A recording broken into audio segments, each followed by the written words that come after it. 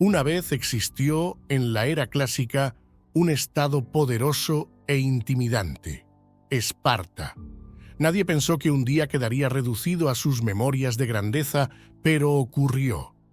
La historia de Esparta fascina y se ha convertido en un hecho que ha seducido a insignes intelectuales como Platón e inspirado a grandes líderes como Napoleón y Federico el Grande.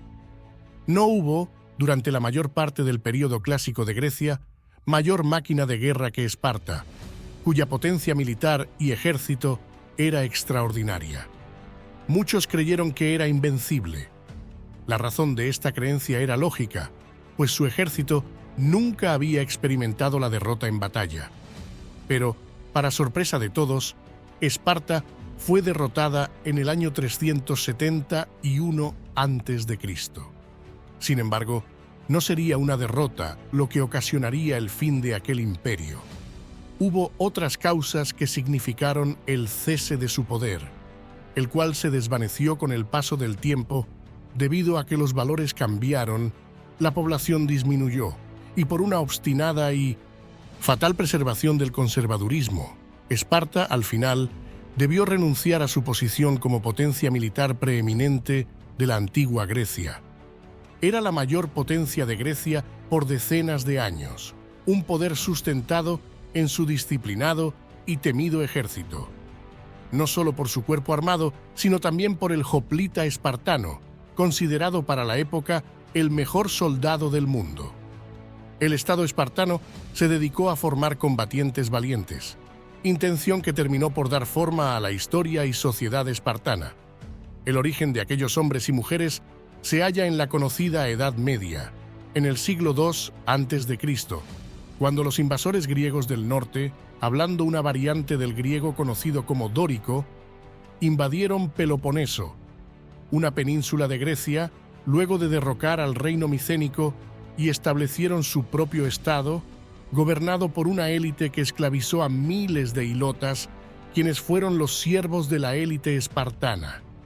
La necesidad de controlar a los hilotas terminó por dar forma a la sociedad espartana.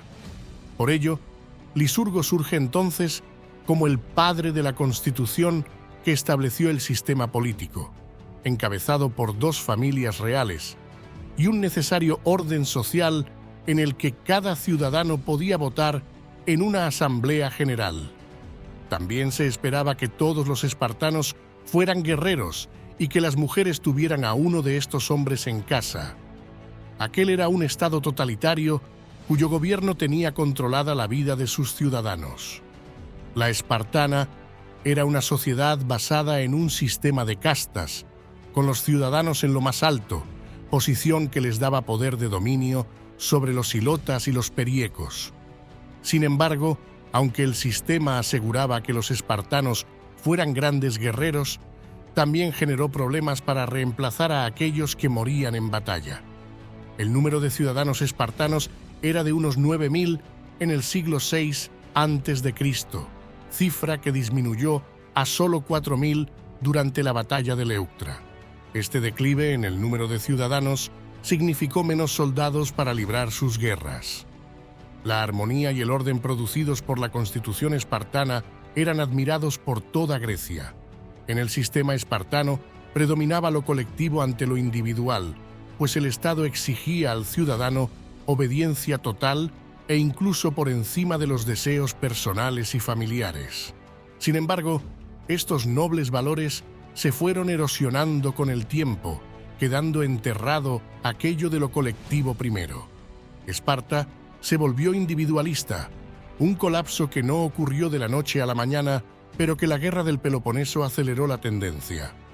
El sistema y toda la sociedad espartana se construyó sustentado en un único objetivo que venía dando resultados por siglos: mantener el orden existente.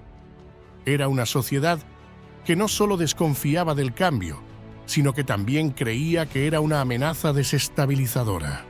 Sin embargo, este conservadurismo significó una debilidad al no adaptarse el Estado a las nuevas circunstancias y realidades sociales, políticas y militares, llevando a Esparta a un lento pero incontenible declive.